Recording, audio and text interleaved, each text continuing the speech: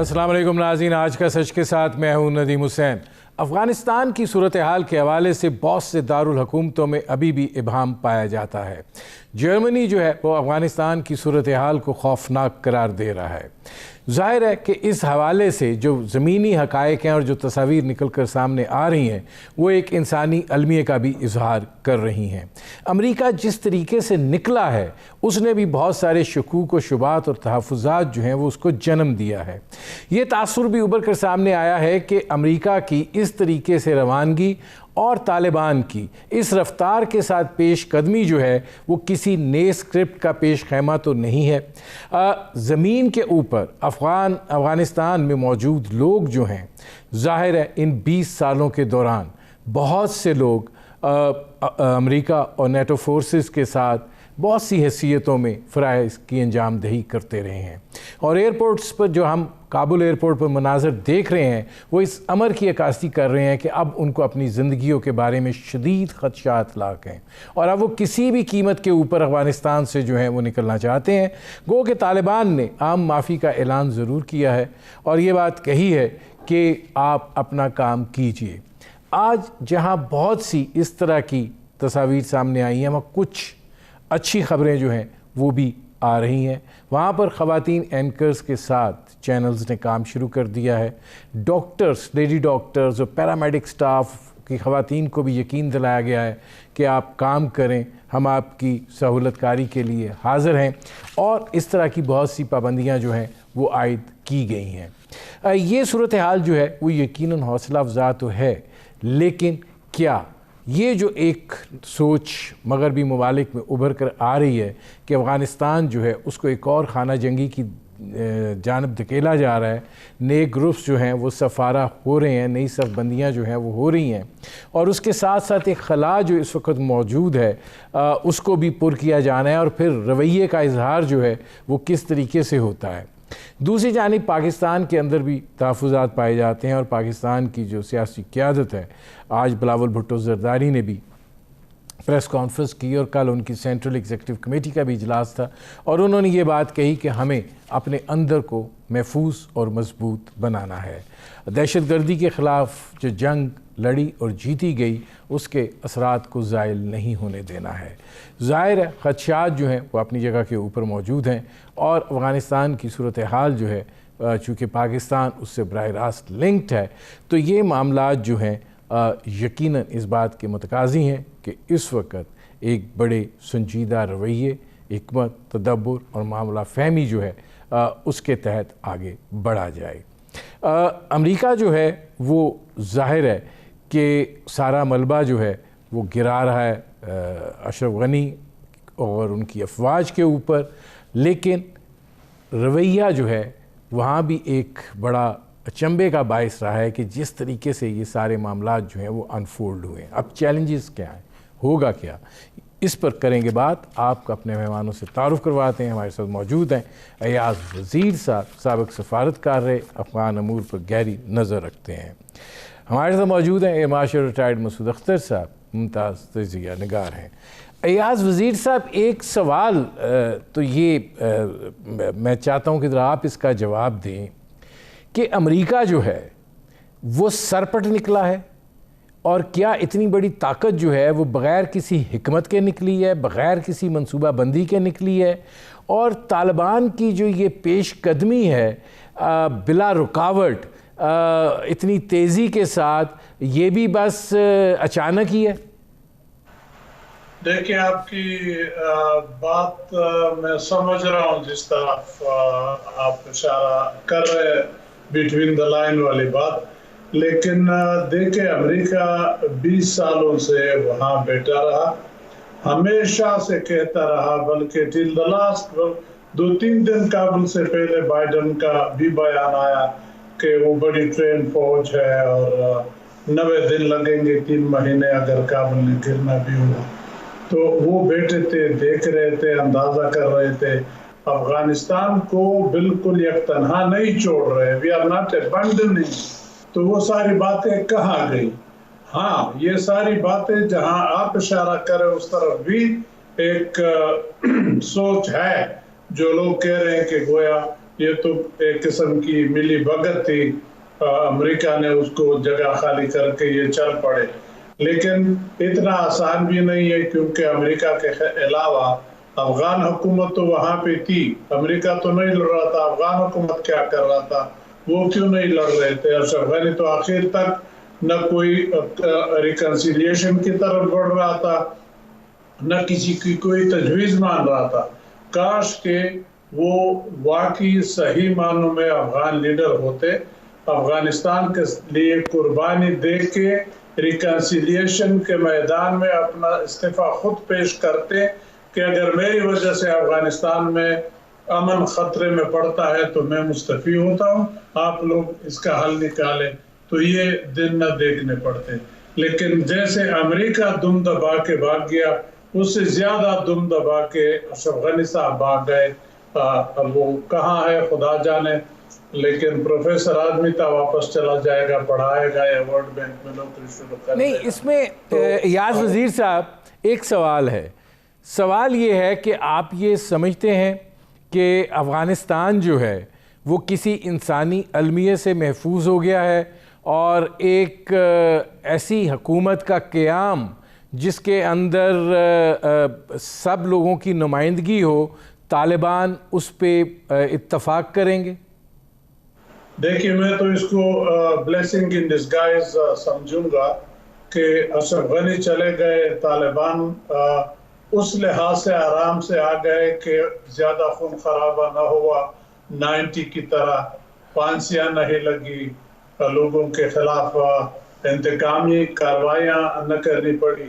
تو طالبان بھی آ گئے، اور افغان حکومت کے جو باقی لیڈر ہیں وہ سب طالبان کے ساتھ ریکنسیلیشن میں آنا چاہتے ہیں. کمیٹی انہوں نے بنا لی، آپ کو معلوم ہے، کارزائی صاحب، عبداللہ صاحب، گلبدین صاحب، یہ تین ممبر ہیں ان کے.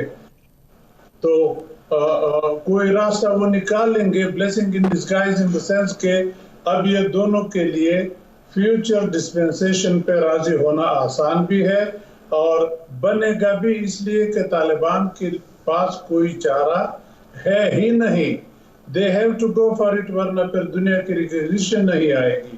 And they have to assure کہ ہم ہیومن رائٹ وائلیشن ہمارے دور میں نہیں ہوگا. خواتین کے حقوق کا اپنی جگہ آپ نے اس کا ذکر کر لیا کہ ان کو کہا ہے، بلکہ سب کو اعلان کر لیا کہ جو جس جگہ ملازم تھا، فوج میں تھا، پولیس میں تھا، ٹی وی میں تھا، یونیورسٹی میں تھا، وہ اپنی اپنی نوکریوں پہ آئے، اپنی نوکریاں کرے. ٹھیک ہے، مجھے ایاز وزیر صاحب ایک بریک لینا پڑ رہا ہے، میں واپس آتا ہوں. ناظرین، ہماری گفتگو جاری ہے، ایک مختصر سے کمرشل بریک کا وقت ہوا ہے، ملتے ہیں اس وقفے کے بعد.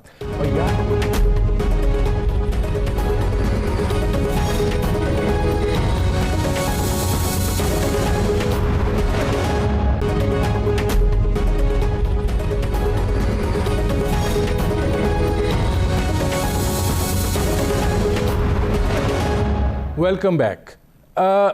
مسعود اختر صاحب، یہ فرمائیے گا کہ اگر افغانستان کی موجودہ صورتحال کو آپ دیکھیں تو پہلے تو یہ ذرا واضح ہو جائے کہ پاکستان کے اس وقت بنیادی چیلنجز کیا ہیں؟ پاکستان کے جو بنیادی چیلنجز میرے خیال میں وزیر اعظم نے نیشنل سیکیورٹی کمیٹی میٹنگ میں بڑے واضح کر دی ہیں. نمبر 1 کہ انہوں نے کہا ہے کہ ہمیں ایک کثیر الجہتی، ایک ملٹی لیٹرل کولیشن ہی ایکسیپٹیبل ہے. نمبر 2 بڑا چیلنج ہوگا کہ افغانستان کی طالبان کی حکومت کو کس سٹیج پر ریکگنائز کریں کہ وہ ایک حکومت ہے.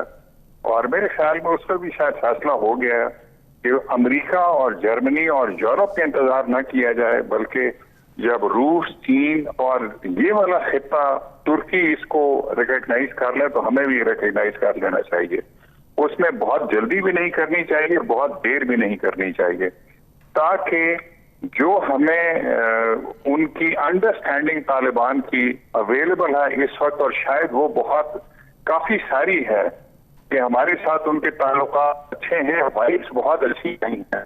اچھا، اب مارشل صاحب آپ یہ بات تو کر رہے ہیں، لیکن یہ ذرا فرمائیں کہ بہت سارے خدشات اور تحفظات بھی پائے جاتے ہیں کہ وہاں پہ جو تحریک طالبان پاکستان ہے آپ کیا سمجھتے ہیں کہ اس وقت وہ وہاں پہ مضبوط ہوگی؟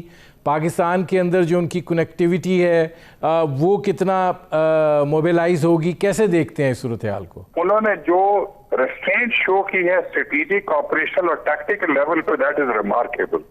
انہوں نے سب کو ایشور کیا ہے کہ ان کی حکومت جو ہے بہت ٹالرنٹ ہوگی، برداشت ہوگا اس میں، اور وہ ہر طرح کے انکنونشنل طریقے بھی برداشت کریں گے. مثلا آپ نے پہلے ہی بتا دیا کہ خواتین کی تعلیم کو، ڈاکٹرز کو، ہر طرح کے پروفیشن کو وہ انکریج کر رہے ہیں. عام معافی دے دی ہے. ٹی وی چینلز کے اوپر ہر طرح کے اینکرز آ رہے ہیں، خواتین بھی ہیں وہاں پہ. تو دس از ویری ری ایشورنگ.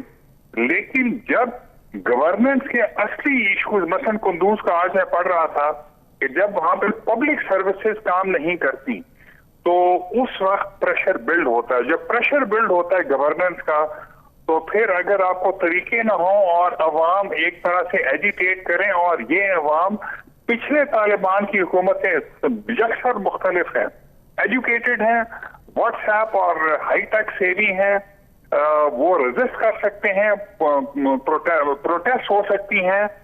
اور اگر سروسز کو ریسٹور نہ کر پائے، اور یاد رکھیے کہ ہم ایک ڈیسنٹ ڈیموکریسی ہیں اور ہم نے اسٹیٹ کرافٹ بدرجہ اتم سیکھا نہیں اور اپنے عوام کو ساری سروسز نہیں دے پا رہے، تو وہ کیسے ریئیکٹ کریں گے جب گورننس کے ایشوز آئیں گے، اور عوام کو کیسے دبائیں گے؟ اور پھر ڈفرینٹ جو سیکٹ ہے، مثلا اہل تشیع، آج تو سنا ہے کہ شاید کوئی جلوس بھی نکلا ہے اہل تشیع کا، جو کہ بڑا ہی خوش آئند ہے. تو لیکن پاکستان کے ساتھ جو تعلقات ہیں، سب سے بڑی چیز ہے کہ پاکستانی طالبان کو وہ کیسے ٹریٹ کرتے ہیں. جیسے میں آپ کو بتا رہا تھا جب ٹیلی فون بند ہوا، ایک بہت ہی سینئر عہدیدار نے بتایا کہ انہوں نے یہاں تک ان کو کہا کہ جی آپ ہمارے علاقے سے نکل جائیں، اور انہوں نے حکومت پاکستان کو، پاکستانی طالبان نے کہا کہ ہمیں عزت سے واپس آنے دیں. اور پاکستانی حکومت اور ارباب اقتدار نے کہا کہ سوائے اس کے کہ جو لوگ آپ نے مارے ہیں وزیرستان میں اور اس ایریا میں، اس کا آپ کو جواب دینا پڑے گا، ورنہ ہم آپ کو عزت سے واپس شاید آنے دیں. تو پاکستان کے تعلقات اسی چیز پر منحصر ہیں کہ وہ ہمیں کیسے ٹریٹ کرتے ہیں، ہم ان کو کیسے ٹریٹ کرتے ہیں، عزت دیتے ہیں، برابری دیتے ہیں. میں ایئر مارشل صاحب آتا ہوں. اچھا، اس میں ایاز وزیر صاحب یہ فرمائیے گا، بریک پر جانے سے پہلے ظاہر ہے کثیر الجہتی حکومت کی بات ہو رہی تھی، آپ کیا سمجھتے ہیں حامد کرزئی، عبداللہ اور گلبدین حکمت یار، یہ ایک ڈپلیٹڈ قیادت ہے، اس کا کوئی رول ہے؟ اور جو قیادت پاکستان آئی ہوئی ہے یہ صرف یہاں پر ایک عارضی قیام کے لیے آئے ہوئے ہیں، یا آپ سمجھتے ہیں کہ ان لوگوں کا کوئی رول رہ گیا ہے افغانستان کے اندر حکومت سازی کے حوالے سے؟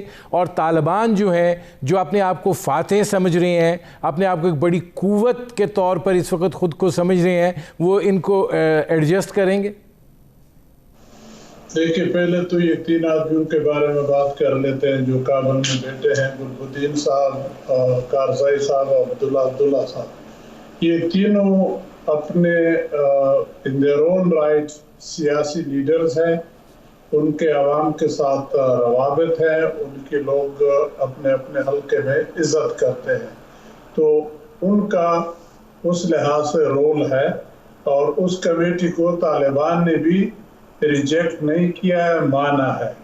تو میں سمجھتا ہوں وہ کوشش کریں گے کہ طالبان کے ساتھ جو فیوچر حکومت بن رہی ہے اس میں دوسرے اتنے گروپس کا یا سیاسی رہنماؤں کا یا قبائلی سرداروں کا کیا رول اور کہاں پہ رول ہونا چاہیے. اور دوسری بات، آپ نے یہاں جو لوگ آئے ان کی یہ وہ لوگ ہیں جو پرانے ناردرن الائنس کے لیڈران صاحبان ہیں. سب سے بڑا لیڈر تو ان کا احمد شاہ مسعود یا استاد ربانی جو صدر تھا اس وقت افغانستان کا، لیکن وہ لوگ تو اب نہیں ہیں جو زندہ ہیں. ان میں سوائے عبداللہ کے جو کابل میں بیٹھا ہے، سیاسی آدمی بن گیا، سیاست کر رہا ہے، یہ باقی لوگ بھی سیاسی لوگ ہیں، لیکن وہ اسی طرح شمالی اتحاد کے ریپریزنٹیٹیو ایک قسم سمجھے جاتے ہیں. تو ان کا یہاں آنا مجھے تو نہیں پتا اندرون خانہ کہانی. تو دو باتیں ہو سکتی ہیں، یا تو وہ اپنی حفاظت کے لیے وہاں سے نکل پڑے کہ ایسے لو طالبان وہ 90 والی بات ہو، ہمیں مار نہ لے، ہمیں یہاں پہ 2-1 دن اگر مل جائے تو حالات ذرا کلیئر ہو جائے، اور پھر اس دوران میں یہ یہاں بھی بات کر لیں گے کہ فیوچر ڈسپنسیشن میں ہماری جگہ کہاں ہے یا کیسے ہوگی۔ تو یہ دونوں چیزوں کا امکان ہو سکتا ہے کہ یہ اپنی حفاظت اور حکومت آئندہ اس کے سلسلے میں یہاں پہ کنسلٹیشن کے لیے آئے ہوں، تو اس کے بعد کیا بنے گا چند دنوں میں وضاحت میرا خیال ہے طالبان کر لیں گے، یا ان کا جو مجلس شورا ہے یا ان کی میٹنگ ہو جائے گی، اس کے اعلامیہ جاری کر لیں گے، یا پھر میرا خیال ہے ان کا جو امیر المومنین ہے ملا ہیبت اللہ صاحب وہ کوئی بیان ایشو کر لیں گے۔ تو 2-3 دنوں میں میرا خیال ہے سے زیادہ نہیں رہے گا، جلد ہی ان کی طرف سے ایک بیانیہ آ جائے گا، یہ چیزیں کلیئر ہو جائے گا۔ مجھے ایک بریک لینا پڑ رہا ہے ناظرین، ہماری گفتگو جاری ہے، ایک مختصر سے کمرشل بریک کا وقت ہوا ہے، ملتے ہیں اس وقفے کے بعد۔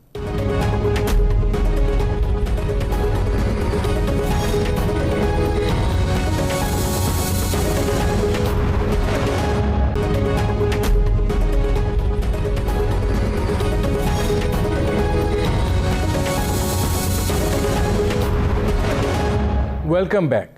اچھا، اب ایئر مارشل صاحب یہ فرمائیے گا کہ طالبان جو ہیں وہ حکومت بناتے ہیں، آپ کو کیا لگ رہا ہے کہ دنیا کیا ریئیکٹ اس حوالے سے کرے گی؟ جرمنی نے تو امداد منسوخ کر دی ہے، وہ وہاں کی صورتحال کو انتہائی خوفناک قرار دے رہے ہیں، وہ انسانی المیہ کی بات بھی کر رہے ہیں، اور اسی طریقے سے مغربی جو دارالحکومتیں ہیں ان میں بہت تحفظات پائے جاتے ہیں۔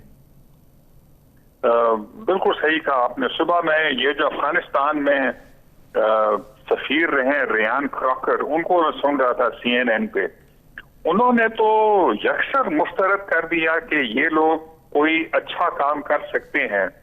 وہ انہوں نے کہا کہ اگر ملا برادر نے کہا ہے کہ ہم سے کوئی غلطی نہیں ہونی چاہیے، تو ریان کراکر نے کہا کہ مجھے ان کا بڑا تجربہ ہے، ہمیں ان کا بالکل اعتبار نہیں کرنا چاہیے، یہ سراسر دروغ گوئی کرتے ہیں اور ہمیں ان کی کوئی چیز ماننی نہیں چاہیے۔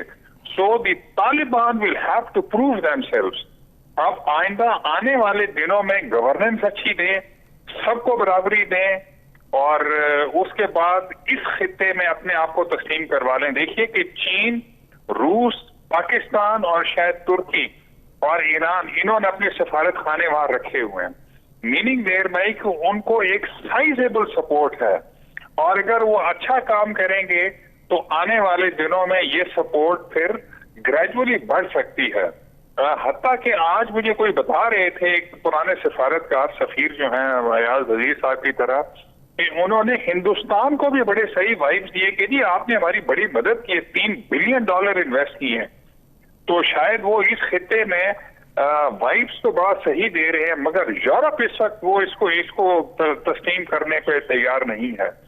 سو they will have to tread very carefully, سب کو ساتھ لے کے چلنا ہوگا۔ ایک کثیر الجہتی حکومت بنانا آسان نہیں ہوگا، بیکاز ازبیک، تاجک اور یہ لوگ بڑے ہی خائف ہیں کہ لیکن ابھی تک جو کچھ انہوں نے کیا ہے وہ صحیح کیا ہے، لیکن جس طرح سے عوام خوف میں ہیں، اس خوف کو دور کرنا ان کا کام ہے، اور وہ شاید مکمل طرح سے جو جہازوں پہ ہوا، جو کہ ایئر فیلڈ پر ہوا، وہ ایک ایسی چیز ہے جو کہ تاثر ان کو سراسر ظاہر کرنا پڑے گا، جو آسان نہیں ہوگا۔ اس خطے میں کر پائے ہیں، اور آئی تھنک واٹ میٹرز از کہ روس، چین، پاکستان، ترکی، ایران، اور اس کے بعد انڈیا کو بھی اگر سچ ہے کہ انہوں نے کہا کہ آپ نے $3 بلین ہمیں دیے ہیں، وہ آپ کی بڑی مہربانی، اور ہم آپ کے ساتھ اچھے تعلقات رکھنا چاہتے ہیں، پاکستان کو اس سے خائف نہیں ہونا چاہیے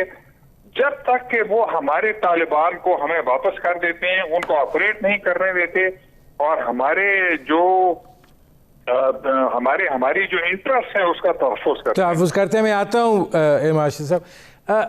ایاز وزیر صاحب، افغانستان میں ایک کثیر الجہتی حکومت قائم کرنا کوئی آسان مرحلہ نہیں رہا ہے، آپ کو لگتا ہے طالبان یہ پلِ صراط عبور کر پائیں گے؟ देखिए, तालिबान अभी तक तो पुलिस रात की तरफ सही सिमत में जा रहे हैं। पुलिस रात तो तब अबूर करेंगे जब हुकूमत बन जाए और उसको चलाना पड़े, लोग देख ले कि अब तो ट्रू सेंस में हुकूमत आ गई है, वो अपने अफगानियों के साथ कैसे डील करते हैं, फिर दूसरे मुल्कों के साथ कैसे डील करते हैं। तो हर एक आदमी, हर एक हुकूमत के रिजर्वेशन है, खदशात है, घबराहट सी थोड़ी है। लेकिन ये अच्छी बात है कि तालिबान ने शुरुआत अच्छी की है। अब तो सिर्फ हम तालिबान देख रहे हैं, आइंदा दिनों में जब हुकूमत बना ले तो वो तो ऑल इंक्लूसिव हुकूमत मोस्ट प्रोबेबली होगी, ब्रॉड बेस्ड सब उसमें शामिल होंगे। तो वो तो फिर अफगानिस्तान की हुकूमत होगी, उसमें तालिबान के अलावा ये दूसरे लोग भी शामिल हैं। यहाँ पे एक बुनियादी सवाल है, क्या तालिबान जो है, जो ये समझते हैं कि वो इस वक्त फातेह हैं, अमेरिका जैसी ताकत को उन्होंने शिकस्त दी है, वो अपनी उस ताकत में हिस्सा देने के लिए तैयार होंगे? जाहिर बात है हिस्सा देंगे। अगर हिस्सा न दे तो फिर वो दूसरे लोग क्यों शरीक होंगे? वो काबीना के मेंबर होंगे, वो हुकूमत चलाने में उनके साथ होंगे। लेकिन जाहिर बात है अगर प्रेसिडेंशियल फॉर्म ऑफ गवर्नमेंट चलाएंगे जो कि है वहाँ पे, तो सदर तो बाय डेफिनेशन तालिबान का होगा, और अगर पार्लिमानी चलाते हैं, वज़ीर आज़म बनाते हैं, तो वो भी तालिबान का होगा। ड्राइविंग सीट तालिबान के पास होगी, कैबिनेट में वो दूसरे लोग भी शामिल होंगे और पावरफुल कैबिनेट मेंबर होंगे। ऐसे नहीं होंगे जैसे आम जमहूरियत में हमारा तस्वर है। तो वो हुकूमत में शामिल होंगे, लेकिन हुकूमत चलाना सबका मुश्तरका काम होगा। यह ना होगा कि वज़ीर आज़म या सदर, बल्कि सदर ही ले लेते हैं, वहाँ सदारत है। सदर अगर बन जाए तालिबान का तो बस सदर ही के आर्डर चलेंगे। सदर मुशावरत से चलेगा, उनसे पूछ के चलेगा, उनकी मर्जी या अप्रूवल के बगैर ना आइन में तब्दीली करेंगे, न कवानीन नाफिज करेंगे। वो पुरानी तरह नहीं होगा। पुराने वक्त में तो उस वक्त तो ना आइन था, ना कोई कवानीन थे, तो तालिबान के जो कवानीन थे वो उन्होंने उठा के नाफिज कर लिए। अब तो आइन भी है, कानून भी है, वो चलाने भी दे रहे हैं। ये कह रहे हैं कि चलाओ, हम हुकूमत बनाने में लगे हुए, फिर देखेंगे। तो अगर कोई चीज़ अमेंड करनी है, कोई एडिशन सब्सट्रैक्शन करनी है, वो काबीना के अप्रूवल से होगी, या दूसरे अल्फाज में वो फिर सारे अफगानियों की अप्रूवल से होगी। मेरे प्रोग्राम का वक्त ख़त्म हो रहा है। बहुत शुक्रिया याज़ वज़ीर साहब, बहुत शुक्रिया माशर रिटायर्ड मसूद अख्तर साहब। नाज़रीन, आपने हमारे पैनल के शुरका की गुफ्तगू सुनी। अब तक के लिए इतना ही, इजाज़त दीजिए। अल्लाह हाफ़िज़।